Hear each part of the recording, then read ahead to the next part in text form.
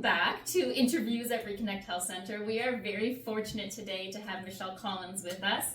Today's topic is going to be about menopause, and Michelle has been sharing her journey about menopause online and with people in our local community for a number of years now. Almost 10. Almost 10 years. She's been very happy to kind of share some of her experiences. She has a lot of experience into the fitness world. She's very supportive of local communities, and she's basically just involved with like entrepreneurs and everybody in town. I think you know just about everybody in town at this point. So welcome to our podcast. Do you want to maybe fill in some gaps on who you are and what you do? Yes, how to introduce myself is always an interesting ever evolving. Yes. I started doing Taekwondo when I was 40, when I saw my daughter, who was 10 at the time, getting her working through it, realized that was something that I needed in my life. Got my black belt when I was 47. Started competing in bikini bodybuilding competitions at 50, and competed at 50 and 52.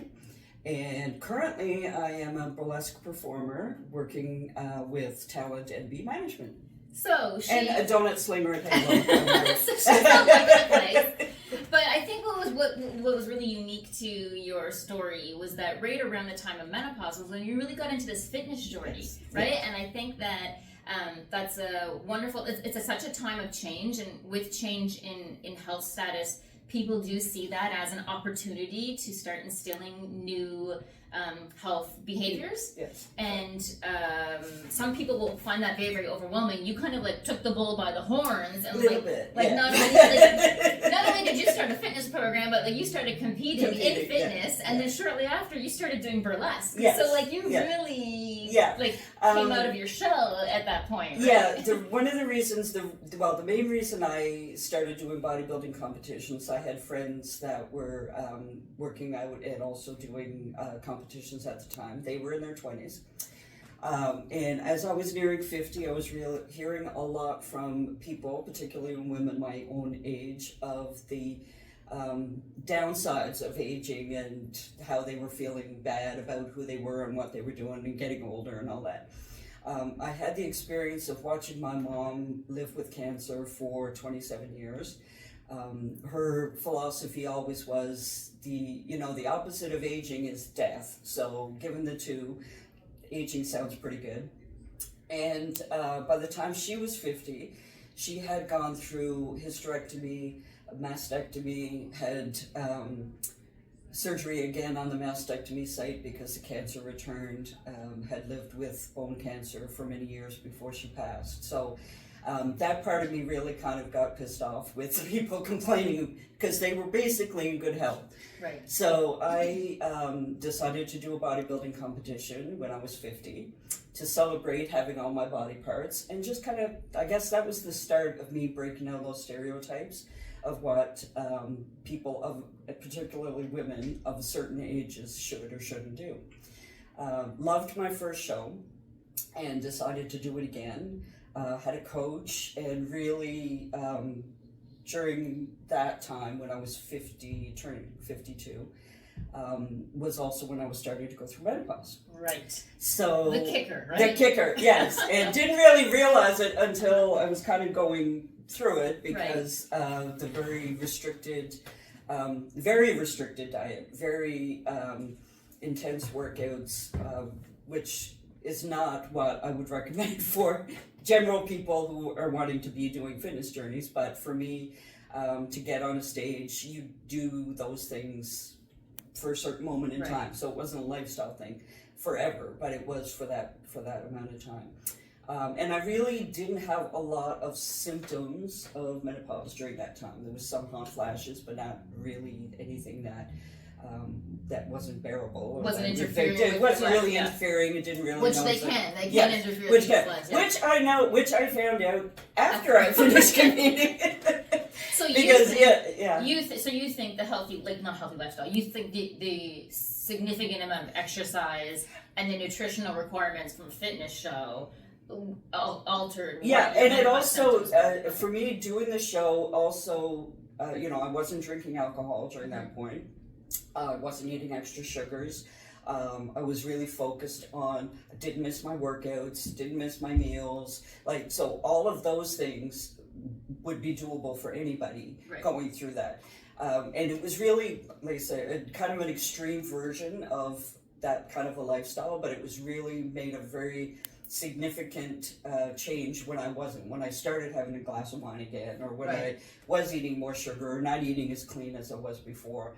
I was having hot flashes, really like whoosh, and having not as sleeping as well, and all those things. So as I dial back again to a more sustainable, healthy lifestyle, those symptoms kind of subsided again as well. So you're someone who really does find that what they do with exercise and nutrition does play a role on how your menopause symptoms appear. Absolutely. And also the mental health aspect of it. The clarity that I had, I wasn't foggy with, as I am now. I'm not always getting it. Even now, the words don't always combine that with the late stage ADHD diagnosis. Yes, it's a lot of stuff. A lot of stuff.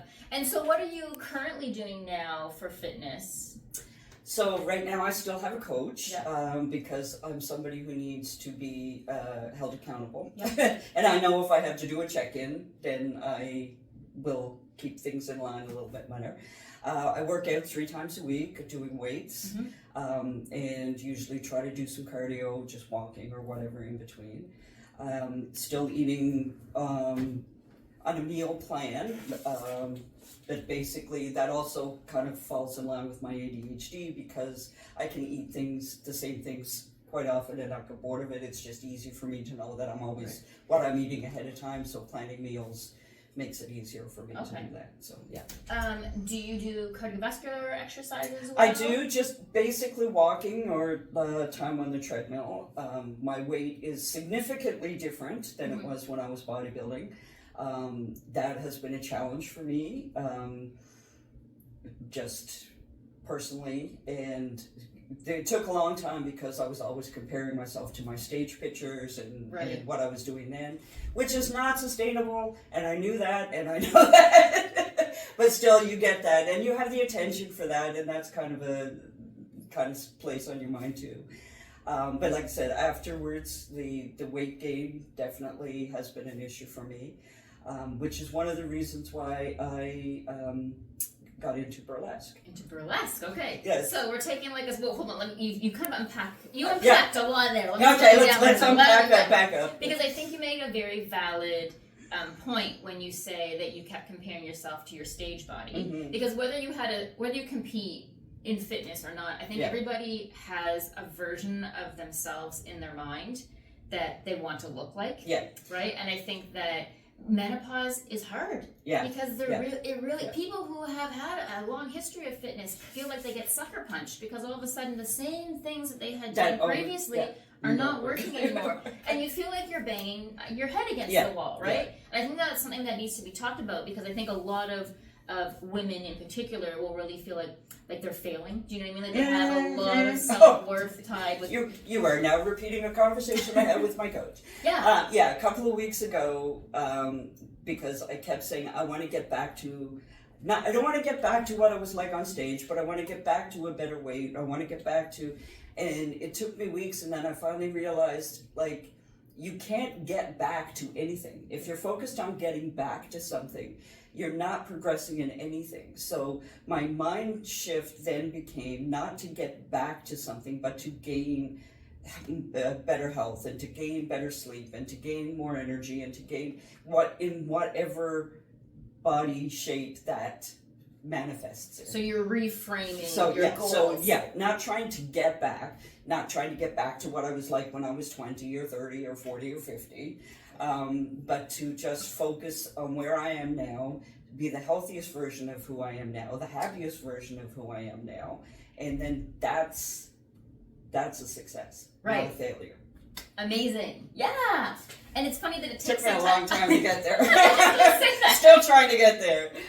Yeah. So now you've made this decision to kind of go into the burlesque community, which I mean, I think you could suggest there are some similarities with fitness in that, like, you're using your body as your tool or as your art, and you're on stage. It's almost, there's entertainment involved, right? Yeah. How have you been feeling? First of all, how the heck do you get into burlesque in your 50s? In my almost 60s.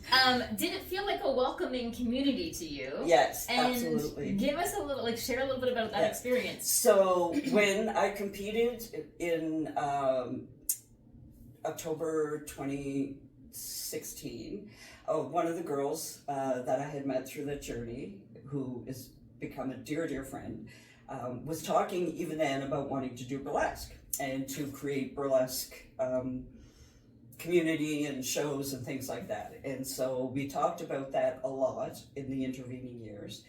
And then 6 years to the day, so that was 2022, Jacinda at Talent Management NB, had her first burlesque show, produced the first burlesque show at the Cavo at the time war.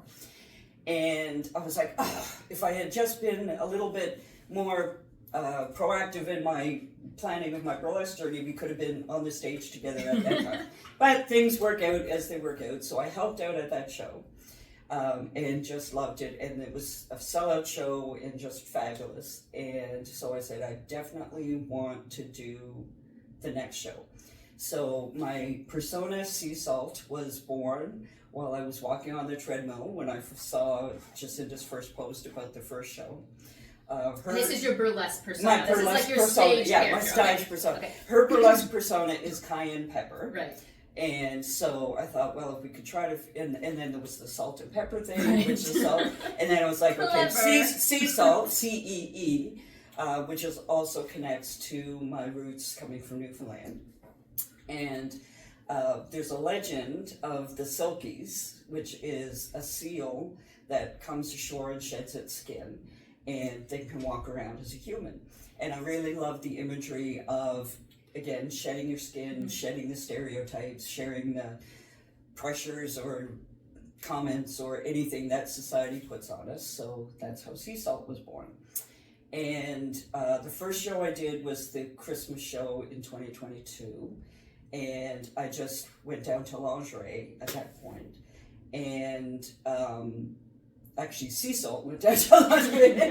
And then the next show, I went down to just lingerie and pasties. Mm-hmm. And it was just, like, right from the beginning, the audience was just phenomenal. Because it was my first show. I was the oldest one there. I didn't know how I was going to be welcomed, but I was hollered and supported and clapped and just felt like $1,000,000. And then I saw my pictures afterwards, and I did not feel like $1,000,000. And that has been, again, my own body image issues, Michelle's body image issues. Sea Salt rocks the stage. Sea Salt loves being on stage and loves showing her body, and I was blessed to be invited to partake in the show in March that Reconnect helped sponsor. At the Aberdeen Centre with the Week of Gender Equality.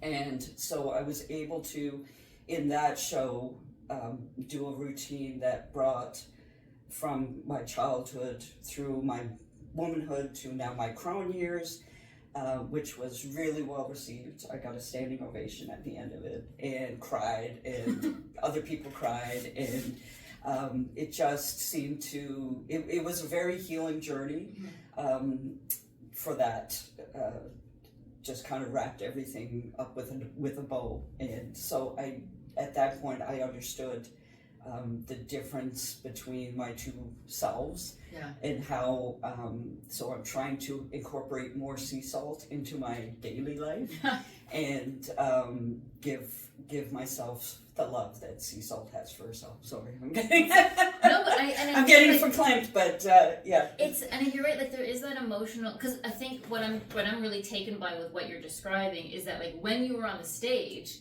you were having a positive experience. Absolutely, 1,000%. Loving every part of the body and showing it and not. And the crowd was enjoying it. And the crowd was enjoying it, and all the response was great. And then I would look at the pictures after and say, "Oh my God, look at that stomach! Oh my God, like look and at those." Can't we all appreciate that? I mean, you look at you go to a party with your friends, you go out to an event, and you're having a blast, and then you see pictures. And nowadays with social media, pictures are everywhere. Everything. Like Everywhere. you can't even escape it anymore.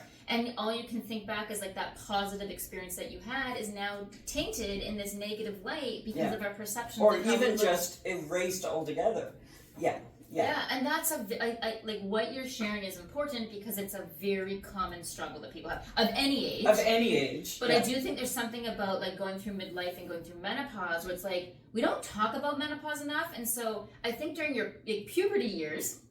Like that's a discussion. Like you always see like those coming of age stories, right? Yeah. Where people are like learning how to deal with their new bodies and whatnot. Yeah. You don't see the same like positive coming of age story in the menopause years, right? Exactly. And that's so I'm so appreciative of you sharing the story because I know you've done so much work on that, and I know that you've really put yourself out there, and that you're still struggling with it, even though you've been working on this for a decade. Yeah, exactly. And you're willing to share this story. Yeah. Can you tell me a bit about your menopause symptoms? And like how you've coped with them, what they are. Yeah. Yeah. So for me, the weirdest, hardest was the hot flashes. Like when because like I said, I didn't have any when I was competing with the prep. And then afterwards, it would be like these full body whoosh that's just came from somewhere inside that just radiated out into the world. Like I'm sure he did half the rooms in Moncton at that point. And at first, it didn't even clue into me what that was going, because and then it was like, oh yeah, the hot flashes and the menopause and I haven't had. Oh, that's right, I haven't had a period, and because again, when you're competing and you're doing extreme dieting, and there's often times when you don't have your period because your body fat is low, and all those things. So, which is not something we're no. I'm just saying, like that, it is not for everybody, and it is not, that is not the extreme. Absolutely, but these are the things that can happen. Yeah. And so it didn't kind of connect to me till after the fact, and then I was like, oh, and the brain fogs definitely, and again, when I was doing prep, you're low carb, you're not sure, there was a lot of those things. So it was only kind of after the fact that I was like, okay, check. Yeah. Oh, I guess this is menopause, right. know? And even then, there's not a lot now of information. There was even less then. Right. And also a few years ago when I was diagnosed with lichen sclerosis, which affects the vulva and body parts around there. And when I first was diagnosed with it, I was told, oh, that's very rare, very uncommon. Then you go to Facebook and you start searching support groups, and you're finding thousands of women and young girls, not just menopause. So there's so many, it makes me crazy that there's so little still focus on how health and even a condition that is specific to women is still not talked about and shared, and again, for women my age, that is a societal thing. It's a we don't talk about those things, we don't, and I'm here to say yes we do and we should, yes she does. Yes we do. I'm wearing my vulva earrings. I was gonna say something. Yeah, she's got very lovely vulva earrings on today. Shout out to Krista Martin and all the pretties for the vulva earrings. Because showing your body, being proud of your body, owning your body, saying yes to things that feel good and saying no to things that don't. As I've gotten older, those things have become more and more important. Saying things and doing things because society says, or not doing things because society says, is a waste of time and waste of energy. You're here to challenge the status quo, I think. Absolutely, 100%. And the things that I have done, because even when I was competing or even doing burlesque, I'm not saying go out and do bodybuilding shows, go out and do burlesque. What I'm saying is, don't not do something because of your age, because of your body, because of your concept of who or what you are. If it's something that challenges you, that brings you joy, that you might even have to research back into when you were a kid and find that thing that just made you feel alive back then, that people will say, that was too much. It was too much. You were too emotional. You're talking too much. You're sharing too much. It's like, no, I'm not. I'm doing it now because it's important for all those people out there to be able to do it too. Trust her. She knows. I know a lot of it. Experience is a wise teacher. It is, isn't it? You touched on lichen sclerosis. I'd just like to talk about that for a second in case people don't know what it is. Yes. So lichen sclerosis is a skin condition. It presents typically around mucous membranes, so you can see it around the vulva and you can see it in the mouth. It can happen on other areas of the body as well. When it happens around the vulva and the vagina, it tends to feel kind of itchy, almost like yeast infection symptoms. And a lot of women will self-treat for yeast infection for a while, and unfortunately, lichens isn't treated the same way as yeast. Lichens is treated differently. It's a whole different condition. And when it's not managed, it can progress and become more and more severe. If you catch it early, it can be very well treated, and it has very minimal effect on your life. Unfortunately, in my field, I've seen the more severe cases as well. The things that you should be looking for, I strongly advocate for women to be doing a monthly vulvar exam. And you'd be looking for changes around the vulva, similar to how you would be scanning your body for skin cancer. So you're looking for changes of skin coloration. Usually we see it will look reddish because it's irritated, or white. As it progresses, you can get something called a violin sign, where there's this white patch all around the vulva and then in and around the anus too, and that's the shape of the violin that we're talking about. But it will feel kind of itchy, it can feel painful, it can be a burning sensation, it can be uncomfortable with intercourse. And so if you've treated for a yeast infection yourself once, or if your physician has treated you for a yeast infection once or twice and you're not getting better, you really need eyes on someone. You need to go to a physician, you need to go to a gynecologist and make sure that someone is looking and checking for lichen sclerosis. Sometimes it can be caught visually, and sometimes you need a biopsy to confirm it. But it's treated with topical treatments, usually a steroid, but there are some other medications that they'll recommend as well. And so that's what you need to keep watching for it monthly, right? Because that was my case. I self-treated for yeast for years until just was having more and more pain and just frustration. And again, you don't know what you don't know. Like, never had heard of this thing. And then my doctor saw it visually and then sent me to a gynecologist for biopsy, which is and then I came to you. The other phase of the treatment is also to go to a really good pelvic floor physiotherapist. Oh, well, thank you. We're not paying her to come here today. Not sponsored, hashtag not sponsored. But yeah, I do think it's something that needs to be talked about because women don't like to talk about vulvar condition. We will maybe make jokes that we pee our pants when we laugh. Yeah, but we're not making jokes about, vulvar dermatological conditions, and we're not making jokes about it hurt having intercourse. That's something that we're very hush-hush about to our detriment, because we're not letting our friends know what they should be watching for, and we're not doing unless you're me, and then I'm telling everybody. And we so appreciate that, right? Because a little bit of knowledge, a little bit of education about this can go a really long way. As I said, if you can catch this early, then this can be a very minimal, well-managed condition. And it's managed for me now. Like just with the topical steroids and good pelvic floor exercises. See? We've got a couple minutes left. Is there anything else that you feel like people should know about menopause? They should know about your journey, or do you have any advice? The interesting thing about menopause now is that it's becoming a marketing tool. So beware, because there's lots of pills and exercises and workouts and people trying to play on the lack of knowledge that we have ourselves about menopause, and this is what you need to get this, that, or the other thing. So beware of the marketing towards menopause and about menopause. Go to get some good resources and find out about your own body. When my gynecologist asked me if I had noticed any changes in my vulva, I said I have no idea even what it looks like. I had never looked. Why would I look? So look and, do your breast exams, do your vulva exams, really take the time to connect with your body, with yourself, and the things that bring you joy, because it's not, especially now, menopause is not the end of anything. It's the beginning of a whole new chapter.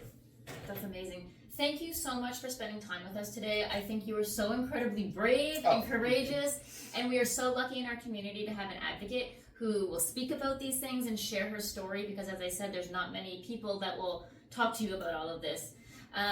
And so you can find, you'll see little clips of this on our social media, but you can find this full 30-minute interview with Michelle today on our YouTube channel. And once again, just really thank you. We're so appreciative and grateful. And thank you for having a facility and programming and support for women, for all people who are just trying to be their better versions of themselves.